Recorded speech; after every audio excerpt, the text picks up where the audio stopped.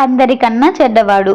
ఒకసారి ద్రోణాచార్యుడు అన్ని ఉత్తమ గుణాలున్న అతి మంచి మనిషిని వెతికి తెమ్మని తన శిష్యులైన కౌరవ పాండవ యువరాజులను ఆదేశించాడు. ముందుగా దుష్టబుద్ధి గల యువరాజు దుర్యోధనుడు అతి మంచి మనిషిని వెతకడానికి బయలుదేరాడు. వెళ్ళిన ప్రతి చోట కలిసిన ప్రతి మనిషిలో అతడు ఏదో ఒక చెడ్డ గుణం చూశాడు. తన తల్లిదండ్రులతో సహా దోషము లేనటువంటి వారు ఎవరూ అతనికి కనిపించలేదు. కానీ తనని గురించి తాను ఆలోచించుకున్నప్పుడు అతనికి అన్ని సుగుణాలు ఉన్నట్లు కనిపించాయి. వెంటనే ద్రోణాచార్యుడి వద్దకు వచ్చి, గురూజీ, ప్రతి ఒక్కరిలో ఏదో ఒక దోషం ఉంది, కానీ ప్రపంచంలో అందరికన్నా నేనే అతి మంచివాణ్ణి అని తెలియజేశాడు.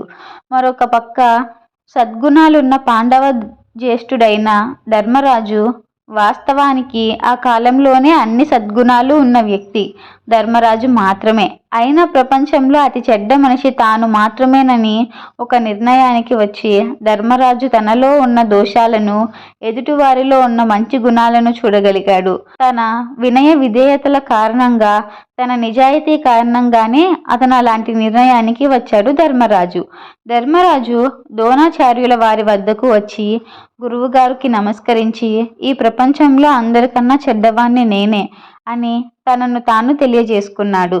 ధర్మరాజు మాటలు విన్న ద్రోణాచార్యులు ఎంతో సంతోషించాడు. ఆ మాటలు విన్న దుర్యోధనుడు తలదించుకున్నాడు.